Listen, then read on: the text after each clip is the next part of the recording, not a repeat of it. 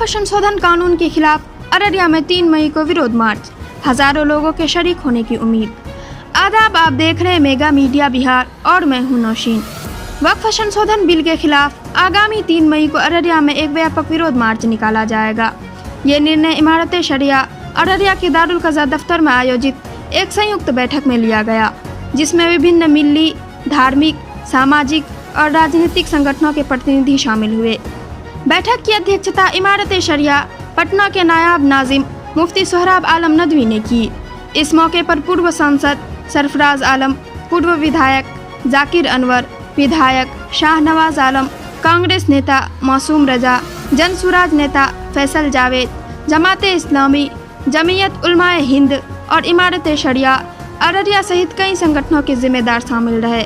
वक्ताओं ने कहा कि केंद्र सरकार वक्फ संपत्तियों पर नजर गड़ाकर मुसलमानों को प्रताड़ित कर रही है।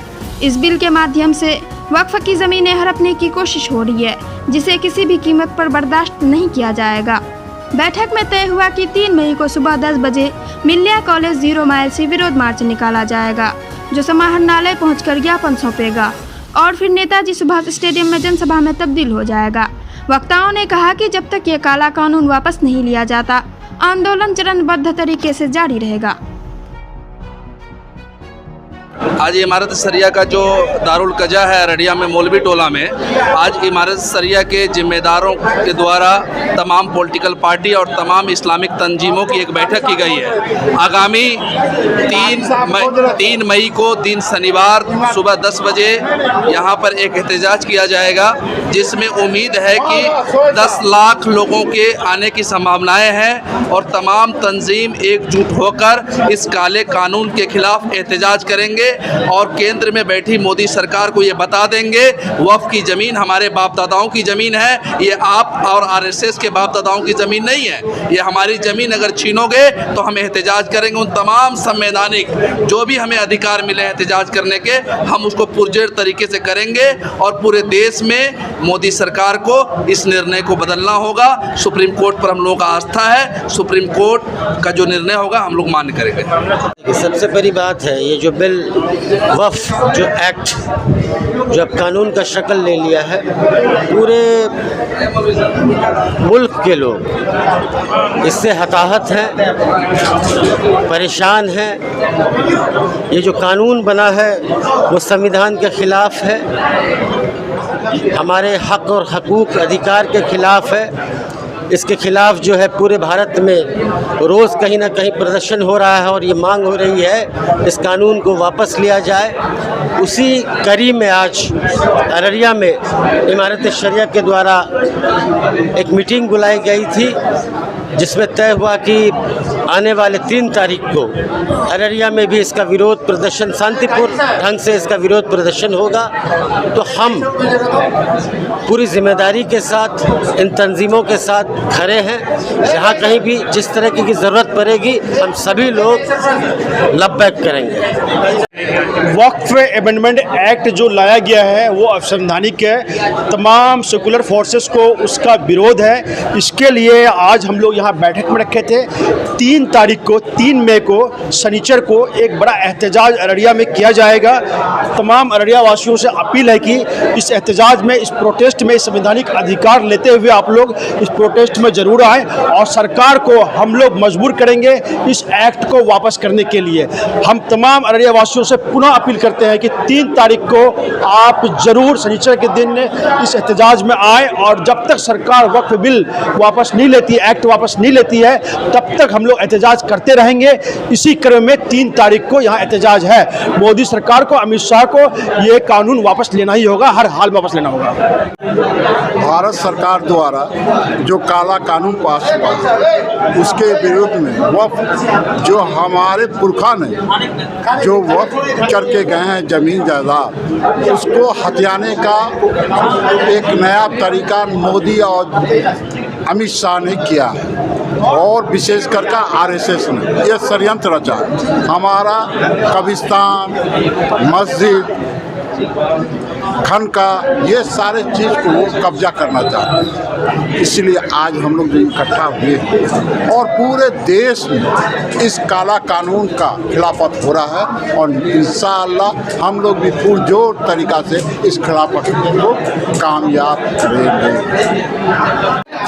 3 मई को जो है 0 माइल अररिया से विरोध में इस काला कानून के खिलाफ में हम लोग मार्च पास करके सीधे सुभाष स्टेडियम में आएंगे और वहाँ पे एक जनसभा में तामील हो जाएगा इस काला कानून के खिलाफ। फिर उसके बाद जिला प्रशासन अररिया को इस काला कानून के खिलाफ में एक मेमोरेंडम दिया जाएगा, ताकर के ये मेमोरेंडम डायरेक्ट राष्ट्रपति को जो और ख़ास करके प्रधानमंत्री को और सुप्रीम कोर्ट के माननीय मुख्य न्यायाधीश को हम लोग देंगे। ये काला कानून हमको किसी भी हालत में नहीं चाहिए तो नहीं चाहिए। हमारा संविधान में जो मेरा अख्तियार मुझे दिया है उसका हनन नहीं हो। इसके विरोध में हम लोग 3 तारीख को हम लोग बड़े पैमाने पे उस खास करके उस विरोध मार्च में सेकुलर फ्रंट के जितने भी नेता हैं, हमारे हिंदू भाई भी सेकुलर सारे लोग रहेंगे, मुस्लिम भाई भी रहेंगे और सारी जमायतें जो तंजीमें मिल्ली तंजीमें वो रहेंगे और ख़ास करके गंगा जमनी तहजीब का एक पहचान हम लोग अररिया में उस रोज़ देंगे। तो काला कानून बिल जो आया है उसी के ख़िलाफ़ में तमाम ऑल इंडिया जितने हमारे मसलक के जितने भी आपके हमारे मिल्ली आपको खानकाई मैंने तमाम इदारे का तमाम हमारे जो रहनुमाई करते हैं जो भी तमाम लोगों के साथ आज जो काला कानून आया उसके एहतजाज के लिए उसी की अहम बैठक थी कि हम अपनी बात जमहूरियत में कैसे सरकार तक पहुँचे।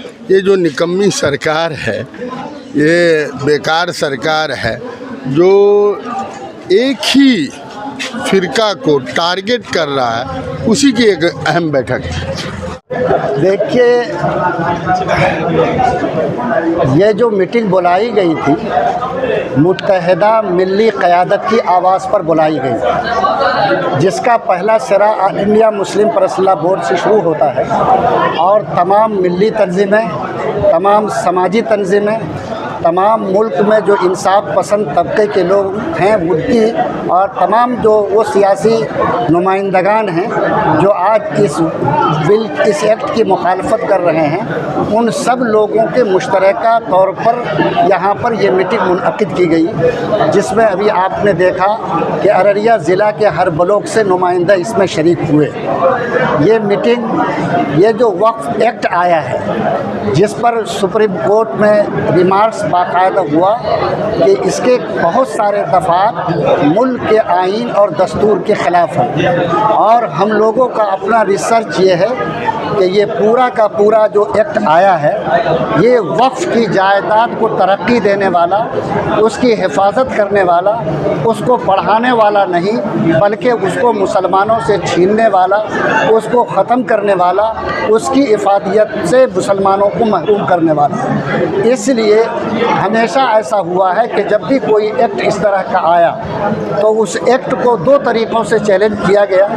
एक तो सबसे बड़ी जो अदालत उज़्मा है, लोगों ने वहाँ दुहाई दी और वहाँ जो लोग आइन के रक्षक बैठे हुए हैं उन लोगों ने समाज को जो बेचैन है उसको सुकून देने का काम किया। उसके अलावा समाजी सतह पर भी जो बेचैनी पाई जाती है, तो जमहूरी मुल्क है, इसमें अपनी आवाज़ रखने और अपने दुख का इजहार करने की आज़ादी आइन ने दी है। तो इस तरीके से एहतजाज और धरनों के ज़रिए जिसका परमिशन जमहूरी मुल्क में दिया जाता है, हम लोग अपनी नाराज़गी और इस एक्ट के तई अपने दुख का इजहार करके सरकार को आखिरी वक्त तक ये कहना चाहते हैं कि ये एक्ट वक्फ के हक़ में नहीं है। वक्फ खालिस हमारा दीनी, मजहबी और शरई मामला है। जिस तरह नमाज और रोज़े में कोई सरकारी मुदाखलत भेजा है, वैसे ही वक्फ के मामले में जो सरकार मुदाखलत कर रही है वो भी मुनासिब नहीं है। अब आप अंदाज़ा कीजिए कि वक्फ बाय यूज़ की जो बात कही जाती है ये एक बहलावा है, वरना सुप्रीम कोर्ट ने ये बात बता दिया कि जो एक्ट बना है कि अगर कोई आदमी कोई भी वक्फ की जायदाद का 6 महीने के अंदर वक्फ बोर्ड में रजिस्ट्रेशन नहीं करा सका तो वो जायदाद वक्फ की नहीं रहेगी। अब जो 500-600 साल पहले जायदाद वक्फ हुई, क्या उसका कागज़ मौजूद है? किस कागज़ की बुनियाद पर उसका रजिस्ट्रेशन नहीं हुआ? और आज 70% जायदाद ऐसी हैं जो पुरानी हैं, उनका इस तरह का कागज़ और रजिस्ट्रेशन मौजूद नहीं, वो सब के साथ खतरा है। इसी तरीके से किसी के कब्ज़े में अगर 12 साल तक वक्फ की जायदाद रह गई तो वो जायदाद उसी की हो जाएगी, मालिक बन जाएगा। सरकार की जायदाद के बारे में कोई ऐसा कानून नहीं, मुसलमानों की जायदाद के बारे में ऐसा कानून सरासर नाइंसाफ़ी है। इसी तरीके से जो और भी मामलात वक्फ के अंदर खड़े किए गए कि अगर कोई 100 साल पुराना कब्रिस्तान ईदगाह मंदिर है, सरकार चाहे तो उसको आसार कदीमा बना दे। यहाँ 60% ऐसे कब्रिस्तान ईदगाह मसाजिद हैं जो 100 साल पुरानी है, क्या उनको आसार कदीमा बनाकर उसका एक दायरा तय करके मुसलमानों को उससे महरूम कर दिया जाए? ये सारी वो चीज़ें हैं जिससे साफ ये बात झलकती है कि सरकार की नीयत साफ़ नहीं है। इसलिए हम लोग बार बार इस सिलसिले में सरकार को समझाने, अपनी आवाज़ सरकार तक पहुंचाने, अदालत के दरवाजे को खटखटारे रहने का काम करेंगे, इस उम्मीद के साथ कि हमको ज़रूर इंसाफ मिलेगा। हमारे दरमियान आप देख रहे हैं कि हमारे साबिक़ मिनिस्टर साहब मोहतरम भाई शाहनवाज साहब हैं, वो राजद से जुड़े हुए हैं और इस बिल के ताल्लुक़ से ऐसी तमाम सियासी पार्टियाँ जो समझती है कि ये नाइंसाफ़ी है, आवाज़ बुलंद कर रही है, वो भी हमारे दरमियान है। हमारे मोहतरम जाकिर बाबू जो कांग्रेस के सियासी नुमाइंदगी कर रहे हैं वो भी मौजूद है। हमारे रहमत अली साहब जो हमारे क्षेत्रीय नेता हैं कांग्रेस के, वो भी मौजूद हैं। इसी तरीके से और भी हमारी तमाम जमीयतुल उलमा, जमात इस्लामी, हमारी जो जमीयतुल अंसार हैं, हमारी शिया जमात के लोग हैं, हमारे उलमा हैं, अइम्मा हैं, जो भी मुसलमान कहीं से भी किसी तरीके से दीन की, ईमान की समझ रखते हैं, उनके नुमाइंदा आज की मीटिंग में आए और उन्होंने ये तय किया कि 3 मई को यहाँ पर एक एहतजाजी प्रोग्राम रखा जाए। 10 बजे ये एहतजाजी कारवां रवाना होगा, एक जगह जमा होकर अपने दुख का, गम का इजहार करेगा और इंसाफ का मुतालबा करेगा। हाँ, सुप्रीम कोर्ट तो जाहिर बात है हम लोग को तो आखिरी उम्मीद की जगह वही है और हम लोग भागे भागे एक नहीं सैकड़ों मुकदमात वहाँ लगाया इस उम्मीद में कि वहाँ आइन की हिफाजत करने वाले लोग बैठे हैं, इसलिए आइन की हिफाजत होगी। हमारे बड़ों ने सुप्रीम कोर्ट के इस फैसले को काबिल सिताइश कहा कि उन्होंने कम से कम अभी 2 पर रोक लगाया है। उम्मीद है कि जब फैसले की जब समाअत मुकम्मल होगी तो और भी जो उसके शिक़े हैं जिन पर एतराज़ है और जिनको हम समझते हैं कि ये आइन के ख़िलाफ़ है, उस पर भी सुप्रीम कोर्ट अपना कड़ा रुख इख्तियार करके उस पर भी रोक लगाएगी। और अगर इंसाफ, हमें जो उम्मीद है कि इस पूरे एक्ट पर रोक लगनी चाहिए और इंसाफ के तरीके पर गौर करके वो एक्ट बनना चाहिए जिससे मुल्क में सुकून आए और जिन लोगों के साथ ये मामला है वो चैन की सांस ले सकें। इस एहतजाज में जिसमें तमाम ब्लॉक के ज़िले के सारे नुमाइंदा मौजूद थे, उसमें जो 3 मई शनिचर का दिन एहतजाज की तारीख़ तय की गई है, मैं हमारे शरिया के एक नुमाइंदे की हैसियत से और इस मीटिंग के सदर की हैसियत से और ये तमाम जो हमारे ज़िम्मेदारान अलहाज इकरामुल हक साहब जो हमारे शरिया की तंजीम के ज़िला के सदर हैं और इस कारवां के ज़िम्मेदारों में हैं और हमारे तमाम जो सियासी जमातों के अहबाब हैं उनकी तरफ से, उलमा और अइम्मा की तरफ से, पूरे अररिया के बाशिंदों, तमाम वो लोग सिर्फ मुसलमान नहीं बल्कि हर इंसाफ पसंद आदमी से, चाहे किसी मज़हब, किसी धर्म का मानने वाला हो, अगर वो इंसाफ पर यकीन रखते हैं तो उनसे आग्रह और गुजारिश करते हैं कि इस धरने और प्रोग्राम में शरीक होकर इसको मौसर और कामयाब बनाने की कोशिश करें। ये उनकी तरफ से इस देश को बचाने और आइन को बचाने की मजबूत कोशिश होगी, हिस्सेदारी और भागीदारी होगी।